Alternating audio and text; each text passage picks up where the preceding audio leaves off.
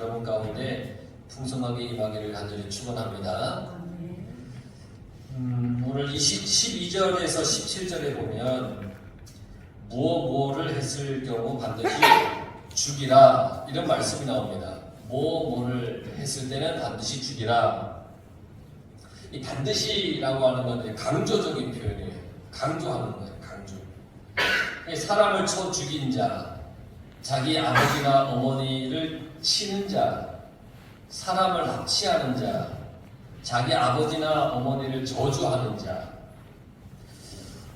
십계명의 6번째 계명이 뭐냐면 살인하지 말라입니다. 살인하지 말라. 이 6번째 계명을 구체적으로 그 경우를 말씀해 주셨는데 12절에 사람을 쳐 죽인 자는 반드시 죽일 것임. 반드시 죽여야 하는 첫 번째 범죄가 있는데 사람을 쳐 죽이는 행동입니다. 그러니까 사람을 쳐 죽이면 그 사람을 반드시 죽여라. 하나님께서는 이 모든 범죄 중에 가장 극악한 범죄를 사람을 죽이는 범죄라고 여겼습니다. 사람을 죽인다고 하는 것은 단순히 그 사람의 육체를 죽인 것만이 아닙니다. 사람을 죽인다는 것은 그 사람 안에 있는 하나님의 형상을 파괴하는 것과 똑같습니다. 하나님이 사람을 하나님의 형상으로 지었잖아요. 그러니까 사람을 죽인다는 것은 그 속에 하나님의 형상을 파괴하는 것과 똑같습니다. 하나님께서 나를 지으실 때 하나님의 형상대로 지었어요. 그래서 나는 존귀한 사람이에요. 아무리 사람을 죽이고 싶은 마음이 들어도 그 순간 자신이 죽이고 싶은 그 상대가 사람이 아니라 존귀한 하나님이라고 생각한다면 그런 마음을 품을 수가 없는 거예요. 함부로 누굴 죽이고 싶다는 생각을 할 수 없는 거죠. 근데 우리는 가끔 때로는 자주 아유 저놈 죽었으면 좋겠다. 아유 저걸 그냥 죽여 살려 그런 마음을 막 품는단 말이죠. 물론 뭐 진짜 죽일 수는 없어요. 죽이지 못하죠. 근데 막 그런 마음을 품는단 말이에요. 여러분 육체를 죽이는 것만이 살인이 아니라고 했죠. 마태복음 5장 22절에 보면 형제에게 노하는 자마다 심판을 받게 되고 형제를 대하여 라가라 하는 자는 공회에 붙잡혀 가게 되고 미련한 놈이라 하는 자는 지옥불에 들어가게 되리라. 그렇게 말씀하고 있어요. 형제를 미워하고 욕해도 그를 죽이는 거라는 거예요. 똑같다는 거예요. 인격적인 살인이 얼마나 무서운지를 보여주는 거예요. 인격적인 살인이에요. 그 사람을 직접 내가 뭐 물리적으로 육체적으로 살인을 하지 않아도 어떤 인격적인 살인을 하는 거예요. 막 따돌리고 무시하고 막 업신여기고 무관심하고 막 그러는 거예요. 그런데 얼마든지 직접적인 살인이 아니라도 사람을 죽음으로 내모는 일들이 많지 않습니까?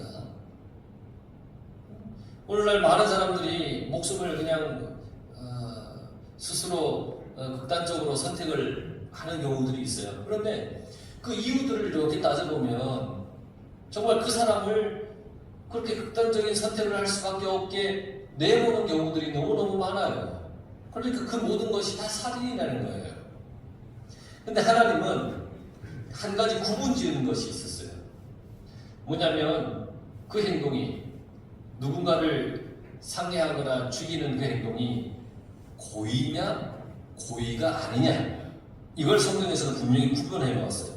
고의가 아니거나 하나님의 특별한 섭리로 인해서 사람을 죽인 경우에는 하나님이 이렇게 정해놓은 것으로 피해서 사형을 당하지 않는 생명을 보존할 수 있는 방안을 하나님께서 만들어 놓으셨어요. 그래서 이 고대 근동에서는 이 출애굽 시대의 그 고대 근동 지역에서는 이유가 어쨌든지 간에 피해 복수를 할 수 있는 권리를 인정해 주었어요. 뭐 오늘날은 그렇게 하면 큰일 나지만 이 출애굽 이 시대에 그 시대의 어떤 그 법은 피해 복수를 할 수 있도록 인정해 준 거예요. 그래서 그것 때문에 이 피해 악순환이 계속되었어요. 예를 들면 내 형제를 죽였어? 그럼 그 집안 가서 또 그를 죽이는 거예요. 그럼 또 어때? 죽였어? 와서 또 죽여. 뭐 이런 어떤 피해 악순환이 계속 있었다는 거예요. 결국 어떻게 돼? 한 집안이 다 죽어야 끝나지 않겠습니까? 만약에 그게 계속해서 이거 순환이 된다면, 이런 것을 막기 위해서 하나님께서 이제 법을 정해주신 거예요. 이것은 하나님께서 생명을 사랑하신다는 것을 말씀해 주는 거죠. 여러분, 그래서 우리도 생명을 존중해야 되고 생명 존중을 회복해야 됩니다. 생명을 아무렇게나 여겨서는 안 됩니다. 하나님께서 나의 생명을 귀하게 여겨주셨듯이 나도 다른 생명을 귀하게 여길 줄 알아야 한다는 겁니다. 그런데 여러분, 이게 고의적이지 않는 사람들이 있단 말이죠. 그거에 대해서는 그게 하나님이 긍휼을 베풀어 주셨어요. 뭐 그런 경우, 예를 들면 이제 그런 경우 있을 거 아니에요. 예전에는 이제 도끼로 나무를 하고 했을 거 아니에요. 도끼질을 하다가 손에서 도끼가 쑥 빠져버렸어. 근데 옆에 있는 사람이 그 도끼가 날아가서 맞아서 죽어버린 거예요. 만약에 그렇다면 이건 고의가 아니잖아요. 그럼 하나님이 정해놓은 장소로 내가 피해가 있으면 이 사람을 살려주라는 거예요. 고의가 아니라는 거예요. 그런데 고의적으로 살인을 한 경우에는 하나님이 뭐라고 말씀하셨냐면 14절에 보면 내 재단에서라도 잡아내려 죽일지니라 그랬어요.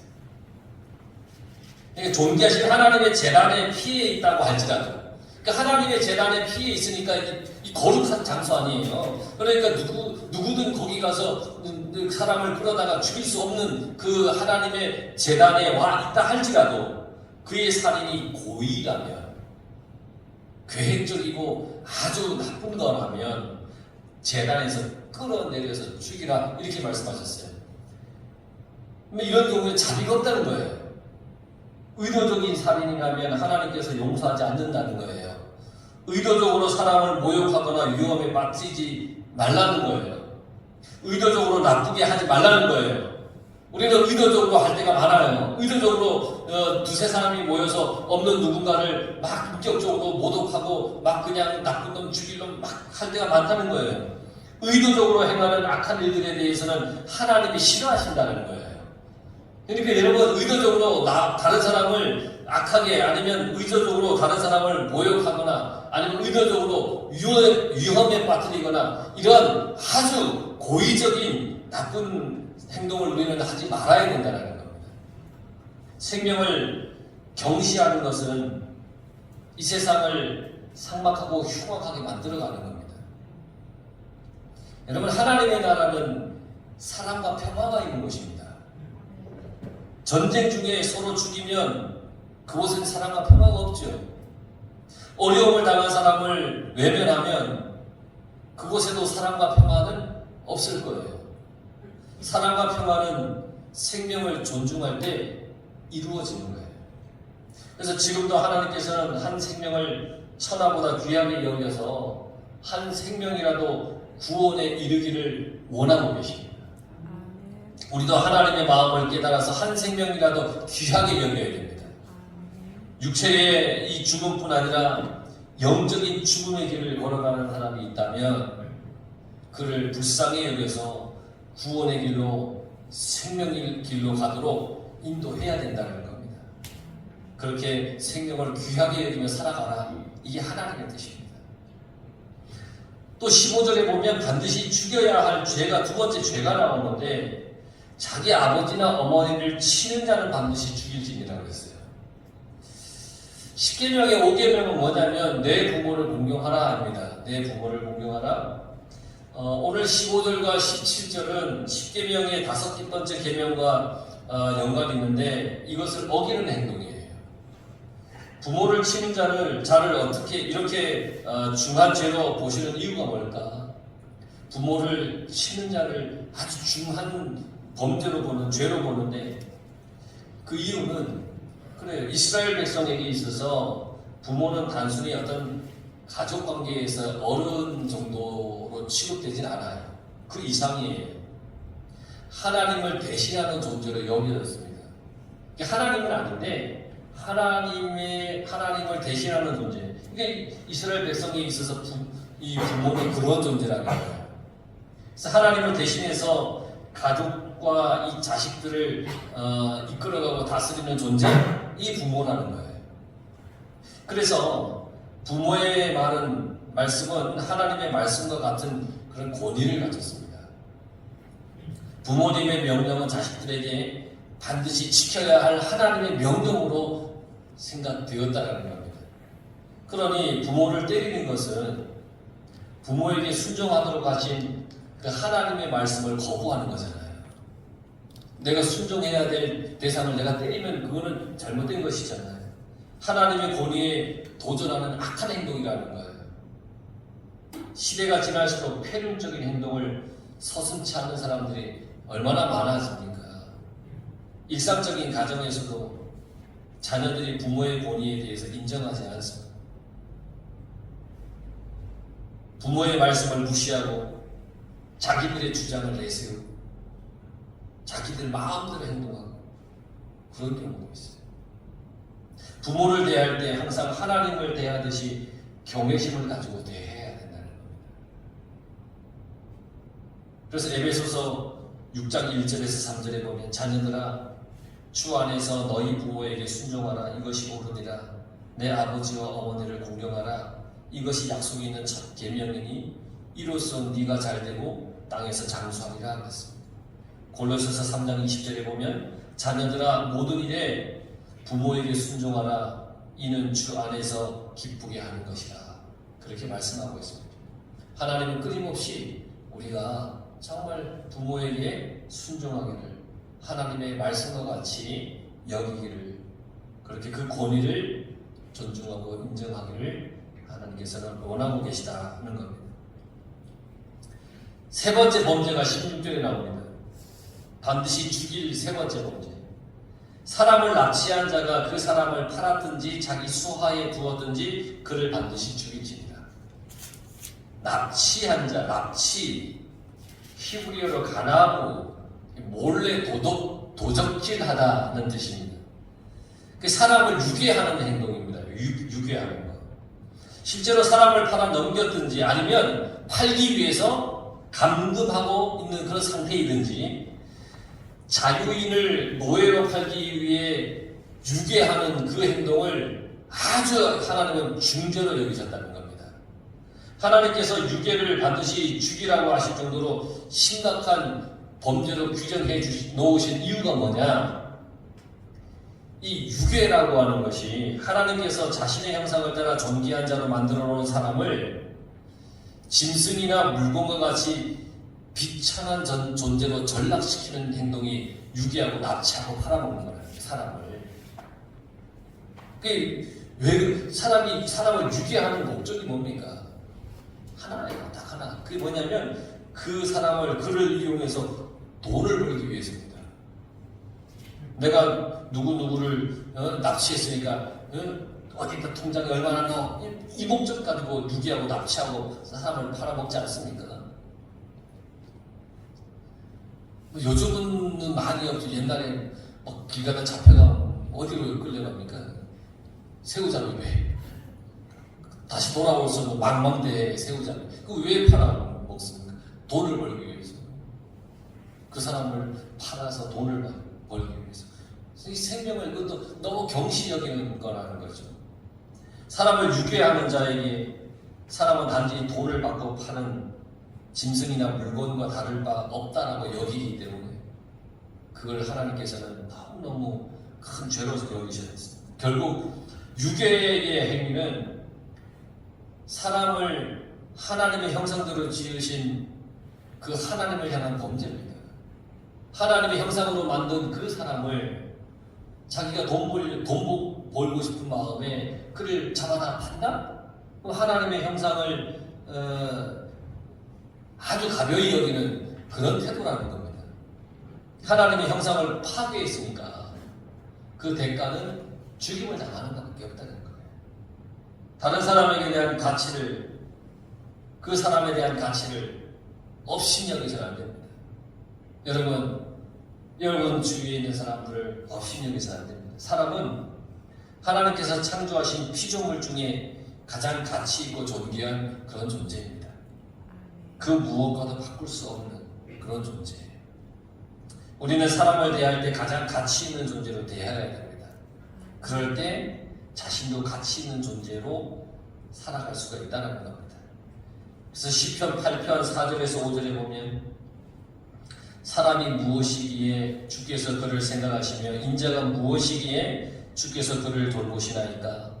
그를 하나님보다 조금 못하게 하시고 영화와 존귀로 관을 씌우셨나이다 그랬어요. 하나님은 우리를 너무 귀하게 여기시는 거예요. 그러니까 여러분 정말 사람을, 생명을 우리도 귀하게 여기며 살아가야 되는 거예요. 그러면서 반드시 죽임을 당한 네 번째 죄가 17절에 나와 있어요. 자기의 아버지나 어머니를 저주하는 자는 반드시 죽일지니라. 저주하는 자는 죽일지니라. 15절에는 부모를 때리는 자는 반드시 죽일지니라. 17절에 보면 부모를 저주하는 자는 반드시 죽일 것이라. 부모에 대해서 잘못하는 죄가 얼마나 큰지를 잘 보여주고 있죠.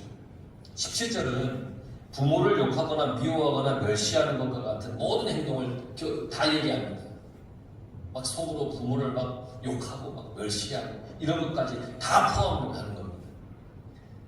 자신을 낳아주고 길러주신 부모님께 보답을 해드리지 못할 망정 막 욕을 하고 비난하고 멸시하는 것은 잘못된 것이라는 거예요. 배은 망덕한 그런 행동이라는 거예요. 15절에서 부모의 권위가 하나님의 권위와 같다라고 얘기를 했잖아요. 그 하나님이 위임해준 그런 권위라고 했잖아요. 그러니까 하나님의 은혜에 대해서 배은 망덕한 행동이기도 하다라고 하는 거예요. 물론 오늘날 부모를 저주한다고 해서 사회적으로 벌을 받지는 않습니다. 내가 내 부모를 저주한다고 해서 너 네 부모 욕했어? 그러면서 누가 와서 수갑 채워가지 않습니다. 단지 사회적으로 뭐 비난과 손가락질을 받을 뿐입니다. 그러나 하나님으로부터는 벌이 있다라고 하는 것을 잊지 말아야 됩니다. 부모에 대한 공경은 가정의 질서의 가장 기초가 되는 겁니다. 하나님은 기초를 중요하게 여기신 분입니다. 천지를 창조하실 때도 기초를 중요하게 여기면서 만드셨습니다. 기초가 무너지면 다 무너지기 때문에 다른 것을 이 천지를 만들기 전에 기초부터 만드신 거예요. 빛과 어두움을 만드시고 해와 달과 별을 만드시고 순차적으로 기초적으로 사람이 이 땅에서 살아갈 수 있도록 기초부터 이렇게 만드신 분이 하나님이십니다. 그러니까 하나님은 기초를 너무너무 중요하게, 질서를 너무너무 중요하게 여기시는 분인 거예요. 그러니까 가정에서도 마찬가지입니다.